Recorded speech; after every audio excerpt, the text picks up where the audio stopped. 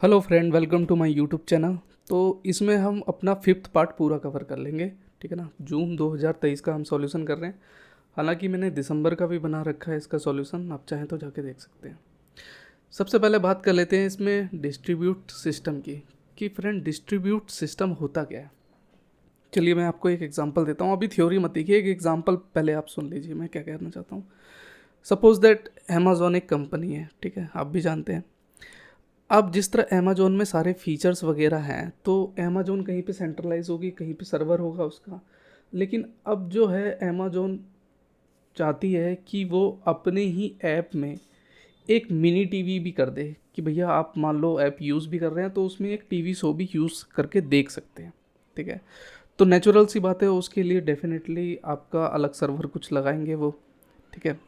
अलग सर्वर लगाने के बाद होगा क्या कि आप कहीं से भी अपना जिस तरह लैक्स ऑफ यूज़र हैं तो वहाँ से उसे एक्सेस कर सकते हैं। तो वो हुआ क्या कि उसने अपने सर्वर पे काम किया और उसको क्या करा, डिस्ट्रीब्यूट कर दिया। मतलब एडवर्टाइजमेंट की जिस तरह आप देखेंगे कि अमेजॉन मिनी टीवी पे भी देख सकते हैं, अमेजॉन का प्राइम एक्सेस ले सकते हैं। तो डिस्ट्रीब्यूट सिस्टम वो है जहाँ पे एक लोकेटेड पे आपका जो है नेटवर्क के थ्रू आप उसको करते क्या है हम, कि नेटवर्क के थ्रू कम्युनिकेट कर सकते हैं। हम कैसे मैसेज वगैरह पास कैसे हो सकता है, ये एक नेटवर्क के थ्रू है। जहाँ पे था मेन गोल हमारा किस चीज़ का है, रिसोर्सेज को एक्सेस कैसे कर सकते हैं। सिंपल सी बात है कि मल्टीपल, मतलब एक कोई भी नेटवर्क पे कोई भी हमने सिस्टम इंस्टॉल किया हुआ है तो मैनी ऑफ यूज़र उसे जो है यूज़ कर सकते हैं। उसका क्या है कि स्केलेबिलिटी, मतलब कि उसको आप कितना फैला सकते हो, कितने दूर तक जा सकता है वो। मतलब कितना, जिस तरह मिनी टीवी हो गया, फिर मान लो क्रिकेट स्पोर्ट्स हो गया, तो डिफरेंट डिफरेंट आ गए ना। तो यहाँ पे अगर आप देखेंगे, scalability system can be added by adding more machine. Machine का मतलब, एक एग्जांपल के थ्रू मैं आपको समझा रहा हूँ कि मशीन का मतलब क्या हुआ, कि आपने एक ऐप के अंदर एक और कंटेंट डाल दिया। कोई प्रोजेक्ट हो सकता है, कुछ भी हो सकता है। लेट्स से मैं एक सिंपल सा आपका विजन क्लियर कर रहा हूँ कि ये डिस्ट्रीब्यूट सिस्टम है क्या। मतलब कहीं पे भी आपका प्रोजेक्ट चल रहा है तो वहाँ पे जिस तरह सपोज दैट एक टॉयलेट पेपर बनाने वाली मशीन है, ठीक है ना। और वहाँ पे आप टॉयलेट पेपर बनाने वाली मशीन जो है वो मैन्युफैक्चर्ड हो रही है, उसमें नए नए फीचर्स वगैरह ये सब आ रहे हैं, एक नया फीचर्स उसमें ऐड ऑन करा दिया है। तो उस फीचर्स को आप क्या कर सकते हैं कि नेटवर्क के थ्रू डाल सकते हैं कि कहीं पे और भी सिस्टम हो तो वहाँ पे वो बन सके, ठीक है ना। रिलायबिलिटी क्या होना चाहिए कि फेलियर नहीं होना चाहिए, कि आपका एक मशीन मान लो बंद हो गया तो दूसरा आपका काम पे रहना चाहिए। आपने करा क्या कि अपने रिसोर्सेज को, मतलब जो आपकी टेक्नोलॉजी है उसको क्या करा, शेयर कर दिया। कि भैया हाँ, ये टॉयलेट्स पेपर का जो लेबल है ये मुंबई में भी वही छप रहा है, दिल्ली में भी वही छप रहा है, हैदराबाद, चेन्नई, बेंगलोर, गुजरात, हर जगह वैसा ही पैटर्न मेरा जा रहा है। अगर लेट से मेरा दिल्ली का बंद हो गया तो मेरा मुंबई में है, हैदराबाद में, यहाँ, ठीक है। ट्रांसपेरेंसी क्या होनी चाहिए, फिजिकली लोकेशन जो है रिसोर्सेज में कोई भी एक्सेस कर सके, ठीक है। अब फिजिकली लोकेशन जिस तरह यहाँ पे user and application can access resources without knowing their physical location. हमें नहीं पता तुम्हारी लोकेशन कहाँ पे है या नहीं है। Suppose that head office Mumbai में है लेकिन फिजिकल है वहाँ पे, कि मशीन डली हुई है वहाँ पे।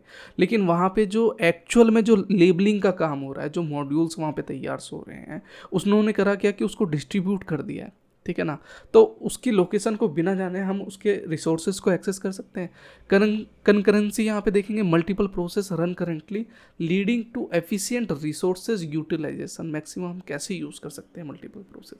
तो डिस्ट्रीब्यूट सिस्टम का मैंने आपको बहुत अच्छा एग्जांपल दे दिया, जो मैंने जिस तरह एक अमेजोन का आपको एग्जांपल दिया कि अमेजोन कहीं पे है, जिस तरह मान लो कोई एप्लीकेशन सिस्टम बना रही है, एक सर्वर है अमेजोन का जहाँ पे आप ऑनलाइन परचेजेस करते हैं, तो कहीं पे सर्वर होगा। एक सर्वर उन्होंने और इंस्टॉल कर दिया कि मिनी टीवी का, यहाँ पे वो करेंगे क्या कि कंटेंट अपना लोड होता रहेगा उसमें। तो कहीं ना कहीं वहाँ पे यूज़र वगैरह जो है वो एक्सेस कर सकते हैं उसको। ट्रांसपेरेंसी है, स्केलेबिलिटी है, रिलायबिलिटी है, हर जगह है। तो इसी तरह कुछ अपना डिस्ट्रीब्यूट सिस्टम होता है। देखिए डिस्ट्रीब्यूट सिस्टम कुछ भी हो सकता है फ्रेंड। लेट्स से जैसे मैंने आपको एग्जांपल इसका दिया, एक टॉयलेट्स पेपर का, जहाँ पे प्रोजेक्ट आपका मैन्युफैक्चर हो रहा है, ठीक है। तो यहाँ तक क्लियर है आपका विज़न कि हम डिस्ट्रीब्यूट क्या करते हैं। हम जो है अपने जो भी हमारा सिस्टम से रिलेटेड होता है उसको हम एक नेटवर्क के थ्रू डाल देते हैं और नेटवर्क के थ्रू हम उसे कम्युनिकेट करके देखते हैं, मैसेज पास करते हैं, ठीक है। तो ये हो गया हमारा डिस्ट्रीब्यूट सिस्टम का। अगर फिर भी कुछ डाउट है तो आप कमेंट करिएगा, मैं आपका डाउट जो है क्लियर करने की कोशिश करूँगा। अब आ जाते हैं स्ट्रक्चर पे। देखिए स्ट्रक्चर चार्ट क्या है। स्ट्रक्चर समझिए जिस तरह ढांचा किसी भी चीज़ का हो सकता है, ठीक है ना। जिस तरह अब यहाँ पे देखेंगे कि इंजीनियर क्या करता है, रिप्रेजेंट करता है कि आपका स्ट्रक्चर कैसा है, मॉड्यूल कैसा है, वो किस हेरिकल है, मतलब किस वे में आपका डेटा जो है फ्लो हो रहा है, ठीक है। तो स्ट्रक्चर चार्ट कौन प्रेजेंट कर रहा है आपको, एक इंजीनियर जो है आप एक स्ट्रक्चर चार्ट दे देता है कि आपका जो मॉड्यूल है वो कैसे कैसे वे में परफॉर्म करता है। इसका सिंपल सा एग्जांपल आपको सबसे बढ़िया देखने को अगर मिलेगा फ्रेंड तो डीएफडी में मिलेगा, डेटा फ्लो डायग्राम में, कि डेटा फ्लो डायग्राम में हम मॉड्यूल्स को किससे, रेक्टेंगल से रिप्रेजेंट करते हैं। लाइन जो है क्या है हमारा, लाइन जो इंडिकेट कर रहा है मॉड्यूल को कि कैसे फ्लो हो रहा है डेटा अपना, ठीक है ना। ये अगर आप देखेंगे कि यहाँ पे डेटा फ्लो मैंने जिस तरह बता दिया, arrow that show data being passed between modules. Purpose क्या है, to break down a complex system into simpler manageable and sub system. मान लो कोई भी एक सिस्टम है तो हमने करा क्या है, कोई भी प्रोजेक्ट है तो उसको सब में डिवाइड कर दिया हमने, तो क्या करा, वो सिंपली एक हो गया, मोर कॉम्प्लेक्स नहीं हुआ और ज़्यादा मैक्सिमम जो है फ्लेक्सिबल हो गया आपका। तो structure chart are used in engineer to represent the hierarchical structure of a system. यहाँ तक क्लियर है। देखिए हेरिकल वर्ड जो है, आप अगर मान लो C++ में आपने पढ़ा होगा, मल्टीपल इनहेरिटेंस जो होता है इसमें वो क्या करता है, अपना हेरिकल रिप्रेजेंट करता है, ठीक है ना। हालांकि मैंने C++ जावा की भी बना रखी है, आप चाहें तो जाके देख सकते हैं। मैंने बहुत ही डीपली और आप मतलब ये है कि ज़ीरो लेवल से सिखाने की कोशिश करी है कि हर एक सिंटैक्स ऑपरेटर क्या है उसमें। तो अभी बियॉन्ड द क्वेश्चन नहीं जाएंगे, अभी क्वेश्चन में ही रहते हैं कि क्या क्या, ठीक है ना। तो स्ट्रक्चर चार्ट तो हमें समझ में आ गया कि एक रिप्रेजेंट करता है कि भाई एक स्ट्रक्चर कैसा है, एक ढांचा कैसा है किसी चीज़ का, डिज़ाइन, ठीक है ना। पर्पस क्या है, हम रिलेशनशिप्स, डिपेंडेंसी बिटवीन मॉड्यूल्स, जिस तरह data DFD data flow diagram में हम क्या करते हैं, अपना रेक्टेंगल से रिलेशनशिप जो है उसको रिप्रेजेंट करते हैं इस शेप में, डायमंड शेप में हमारा जो है मॉड्यूल रिलेशनशिप को इंडिकेट करता है। लेट्स से यहाँ पे यूनिवर्सिटी है तो यहाँ पे क्या होगा, आपका स्टूडेंट होगा, और यहाँ पे क्या है, आपका एडमिनिस्ट्रेटर है। To aid in understanding designing and documents the system architecture. तो ये जो बन रहा है ये सब सारी चीज़ें क्या है, जस्ट लाइक एक आर्किटेक्चर, एक डिज़ाइन बना रहे हैं। तो यही है स्ट्रक्चर चार्ट, ठीक है। तो इसमें हमने 5 का ए भी डिस्कस कर लिया और बी भी डिस्कस कर लिया। मेरे ख्याल से यहाँ तक ये आपको दोनों का क्लियर है कि हम डिस्ट्रीब्यूट सिस्टम क्यों यूज़ करते हैं और स्ट्रक्चर चार्ट, ठीक है। नेक्स्ट चलते हैं, यहाँ पे देख लेते हैं इंटरनल और एक्सटर्नल इन्फॉर्मेशन क्या है। ये तो बहुत ही ईजी है। देखिए कहीं की भी जानकारी लेना हो, इन्फॉर्मेशन, तो नेचुरल सी बात है कि इन्फॉर्मेशन क्या है, कोई की भी जानकारी हो सकती है। क्रिकेट खेल रहे हैं तो क्या इन्फॉर्मेशन है, कोई काम हो रहा है तो क्या इन्फॉर्मेशन है। लेकिन इंटरनल क्या आ गया और एक्सटर्नल क्या आ गया। इंटरनल जो होता है अंदर की जानकारी, मतलब आप किसी सिस्टम में, किसी बिजनेस में, कहीं पे भी हैं तो उसकी सिर्फ आपको अंदर की नॉलेज है। एक्सटर्नल यानी बाहर की, कि मार्केट में क्या चल रहा है, क्या ट्रेंड है, वो सारी चीज़ें हम उसको एनालाइज करते हैं। तो ये है इंटरनल और एक्सटर्नल। थ्योरी में जिस तरह देख लेते हैं, refer to data information that is generated and used within an organization। Organisation क्या है, ऑर्गेनाइजेशन है विदिन सिस्टम। सिस्टम क्या है, जिस बिजनेस में आप हो, जिस ऑर्गेनाइजेशन में हो, मतलब कहीं पे आप काम कर रहे हो तो वो बिजनेस है। बिजनेस में मतलब ऑफिस है, ऑफिस के अंदर क्या है, ऑफिस क्या है, वो ये ऑर्गेनाइजेशन है, उसके अंदर की जानकारी। Refers data and information is that is generated and used within an organization। Organisation के अंदर ही it include operational data, employ records, financial information and internal reports. जिस तरह यहाँ पे सबसे एग्जांपल है MIS का, मैनेजमेंट इंफॉर्मेशन सिस्टम में होता है कि MIS में एक रिपोर्ट देनी पड़ती है आपको। लेट से आपसे बोलता है कि एम्प्लॉय का रिकॉर्ड्स क्या है, आपका मान लो आज की सेल कितनी हुई है, कितना आपने परचेस कर लिया, ये क्या है, ये सारी इन्फॉर्मेशन आपकी इंटरनल है, ठीक है। यहाँ तक क्लियर है कि इंटरनल इन्फॉर्मेशन पता कर लिया कि विद इन ऑर्गेनाइजेशन हम पता करते हैं। जिस तरह control and manage within organisation, typical more accurate and reliable due to internal validation process. जो भी आपकी रिपोर्ट जहाँ से भी जनरेट होगी डेफिनेटली वो आपकी एक्यूरेट होगी। Used for decision making performance monitoring and strategic planning. कोई भी रिपोर्ट आती है तो उसी के अकॉर्डिंग ही आप डिसीजन लेते हैं। लेट्स से कि कोई स्टॉक आपका कम हो गया और बहुत ज़्यादा कम है और मार्केट में ट्रेंड चल रहा है उसका, तो आप करेंगे क्या कि उस स्टॉक को आप हाई पीक पे इंडेंट में डाल देंगे। इंडेंट क्या होता है कि जो आपका अलग अलग ब्रांच होते हैं तो वहाँ पे हम करते क्या है कि सिस्टम में अपना इंडेंट मतलब रिक्वायरमेंट डाल देते हैं। लेट्स से मेरे को 100 की रिक्वायरमेंट है और सिस्टम में इंडेंट डाल देते हैं।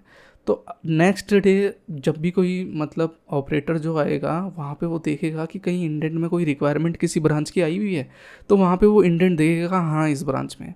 तो वो यहाँ पे देखेगा कि क्या मेरे पास स्टॉक पड़ा हुआ है, तो देखेगा पड़ा हुआ है, तो वो वहाँ पे करेगा क्या कि इंडेंट का ऑर्डर रेज करेगा और उसको अप्रूवल के लिए भेज देगा। अप्रूवल जैसे ही आएगा उसको अपना इंडेंट की एक इनवॉइस बनाएगा और इंडेंट बना के अपना डिस्पैच कर देगा। ये होता है इंडेंट। तो उसी के हिसाब से आप डिसीजन मेकिंग लेते हैं जो आपका इंटरनल में है, ठीक है। एक्सटर्नल इन्फॉर्मेशन जिस तरह refer to data information obtain from outside. Obtain मतलब बाहर से आप ऑर्गेनाइजेशन का पता करते हैं। इट इंक्लूड्स मार्केट ट्रेंड, कि मार्केट में ट्रेंड कैसा चल रहा है, क्या है, competitor analysis, customer feedback, regulatory guidelines and industry reports. Let's say कि जिस तरह एक छोटा सा एग्जांपल देता हूँ कि जो ज़्यादा मोस्ट पॉपुलर गेम है GTA 6 मार्केट में जिस तरह आने वाला है, ठीक है ना, तो आपको पता है कि ये क्या है, ये आउटसोर्स की गेम है। तो उससे पहले आप क्या करते हो, मार्केट में जो ट्रेंड अगर आएगा तो उससे पहले आप उस चीज़ को अपना मान लो गेमिंग से रिलेटेड आपका वर्क है तो पहले से आप प्लानिंग करके रखते हो। वो क्या है, एक्सटर्नल इन्फॉर्मेशन है कि भैया हाँ ठीक है 2025 में जो है GTA 6 आने वाला है, तो क्या है अपना एक्सटर्नल इन्फॉर्मेशन है। उसी के अकॉर्डिंग आप रिपोर्ट तैयार करते हो, सारी गाइडलाइंस तैयार करते हो। Source from external entities like market research firm, government bodies and new agency, ठीक है, providing insight into the external environments helping in strategic planning and market position, जो मैंने अभी आपको बताया यहाँ पे कि मार्केट की पोजीशन कैसे चलेगी, ठीक है। May vary in accuracy and reliability acquiring carefully evaluation and validation. यहाँ पे अगर मान लो आपको पता चला कि 2025 जुलाई में लॉन्च हो रहा है, ठीक है, तो आप जुलाई का एक फीडबैक लेके चलोगे, लेकिन पता चला वो जनवरी में लॉन्च हो गया, तो मस्ट भी एक्यूरेसी होनी चाहिए बाहर की ट्रेंड की कि वो उससे पहले मतलब जुलाई में जो लॉन्च होगा, तो हम जुलाई का वेट क्यों करेंगे, हम तो पहले से प्लानिंग 6 महीने का लेके चलेंगे। तो उसका हम एवेल्यूएशन मूल्यांकन करते हैं, वैलिडेशन करते हैं, ठीक है।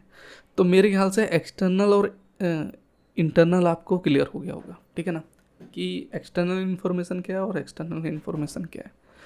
तो अब नेक्स्ट बढ़ते हैं रिस्क एनालिसिस। देखिए रिस्क एनालिसिस कुछ भी हो सकता है।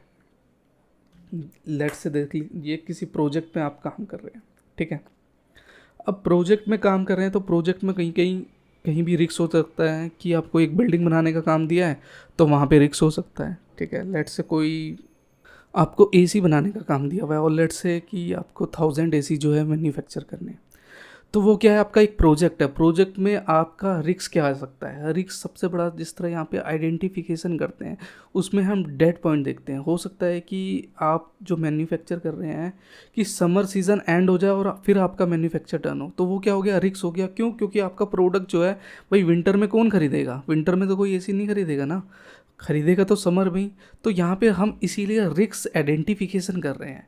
क्या, determine what risk might affect the project, कि क्या मतलब फ़र्क पड़ सकता है प्रोजेक्ट में। This includes both internal and external risk. External में क्या आ गया कि आपका विंटर कब आ रहा है, इंटरनल में कि हमने कितने मैन पावर लगाए हैं, ठीक है। तो रिस्क आइडेंटिफिकेशन क्लियर है आपका। असेसमेंट, जिस तरह किसी भी चीज़ का रिस्क का हम असेसमेंट कर रहे हैं, इवेल्यूटिंग लाइकहुड्स, संभावना होने की संभावना क्या है और क्या उस पर प्रभाव पड़ेगा। ईच आइडेंटिफाई रिस्क, जिस तरह लाइकहुड मतलब संभावना and impact of each identity risk often involves quality and quantitative analysis। यहाँ पे ये जो है लाइकहुड वर्ड आप ज़रूर यूज़ करिएगा अगर रिस्क का वर्ड आया, क्योंकि यहाँ पे लाइकहुड कुछ हो गया, स्ट्रेटेजिक मतलब रणनीतियाँ क्या है, माइटिगेशन जिस तरह समन, ठीक है ना, मतलब रणनीतियाँ की समन क्या है, developing strategic to reduce the eliminated the identify risks. This can be include risk avoidance, reduction, sharing और acceptance. Suppose that कि जहाँ पे आपने 4 मैन पावर लगाई है तो वहाँ पे आप 10 लगा देंगे, 15 लगा देंगे. क्यों? क्योंकि आपके पास एंडिंग पॉइंट है कि भैया मेरे को मई से पहले पहले सारा प्रोजेक्ट जो है मार्केट में डिस्ट्रीब्यूट करना है. ठीक है ना.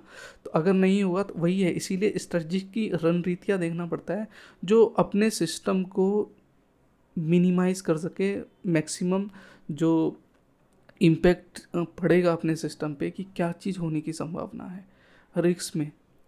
तो यहाँ पे हमने आइडेंटिफिकेशन देख लिया, असेसमेंट में देख लिया कि हम मूल्यांकन करते हैं कि क्या क्या होने की संभावना है. ठीक है ना. अब यहाँ पे risk prioritizing ranking the risk based on their potential impact in likelihoods of occurrence. मतलब क्या है संभावना, occurrence क्या घटित हो सकती है उसमें रिस्क में, पोटेंशियल में, कि क्या क्या चीज़ है, मतलब प्रायोरिटी पे क्या है, मतलब उसको कह सकते हैं कि क्या प्रभावित करेगा. मान लो आपने 100 करोड़ रुपए लगाए हैं अपने प्रोजेक्ट में. ठीक है ना. और आपने मई से पहले अपना एसी डिलीवर नहीं किया, डिस्ट्रीब्यूट नहीं किया, और आप कर रहे हैं जून में, तो आपका क्या होगा, उसकी सेल आधी हो जाएगी क्योंकि मार्केट में पहले से ही ऑलरेडी बहुत से लोग परचेस कर लेंगे. तो आपको प्रायोरिटी में क्या देना है, मोनिटराइजिंग क्या करना है आपको, जो पोटेंशियल इम्पैक्ट आपके में पड़ सकता है, क्या संभावना हो सकती है कि आपका कम से कम स्टॉक बिकेगा. इसीलिए हम रिस्क प्रायोरिटाइजिंग करते हैं. रिस्क मिटिगेशन जिस तरह समन में, जिस तरह डेवलपिंग अभी मैंने बताया स्ट्रेटेजिक रणनीति को reduce to eliminated the identify risk और मिनिमाइज दिस सिस्टम्स आप बना के भी लिख सकते हैं इसमें. तो रिस्क एनालिसिस तो आपको पता चल गया कि आपका रिस्क एनालिसिस में ज़रूरी नहीं है कि ये जो मैंने 4 पॉइंट दिए आप सिर्फ यही पॉइंट लिखें, आप पॉइंट कुछ और भी कर सकते हैं, कुछ और भी लिख सकते हैं. ठीक है ना. तो मेरे ख्याल से रिस्क एनालिसिस का मोटा मोटी आपको पता है कि क्या क्या हो सकती है. तो ठीक है फ्रेंड, यहाँ पे हमारा जो जून 2023 का है ये हमारा कंप्लीट हो चुका है. ठीक है ना. यहाँ पे हमने 5th का पूरा 4 पार्ट हमने कंप्लीट कर लिया. तो ये हमारी पूरी स्लाइड जो है कंप्लीट हो चुकी है. ठीक है. तो आप मेरे को कमेंट करिएगा कि आपको और कौन से रिलेटेड वीडियो चाहिए. बाकी जावा ओप्स की भी मैंने प्लेलिस्ट बना रखी है, और मैं सोच रहा हूँ कि ना एक जावा का ना रैपिड कोर्स स्टार्ट करूँ. रैपिड मतलब कि एकदम फास्ट वे में, जो एकदम जल्दी सीख सकें जो. ठीक है ना. क्योंकि एक किसी के पास कम टाइम रहता है, और एक सोच रहा हूँ स्टार्ट करूँ जावा का 0 लेवल से, मतलब एक सिंटैक्स, एक ऑपरेटर, वो मैंने जावा ओप्स की में बता रखा है. लेकिन अब मैं उसको एक ही वीडियो के अंदर जो है एक वर्ड लूँगा और उसी पर पूरा वीडियो बनाऊँगा. वो मुश्किल से 3 से 4 मिनट की वीडियो रहेगी. लेट से एक वर्ड ले लेता हूँ स्टैटिक, तो स्टैटिक का ही पूरा बनाऊँगा. ठीक है. फिर उसके बाद वॉइड ले लेता हूँ या मेल ले लेता हूँ, कुछ भी लेके एक ऐसा बनाऊँगा. अगर आप कमेंट करेंगे तो मैं बना दूँगा. ठीक है ना. तो आशा करता हूँ कि पसंद आया होगा, और बस मिलते हैं नेक्स्ट वीडियो में. तब तक के लिए बाय बाय.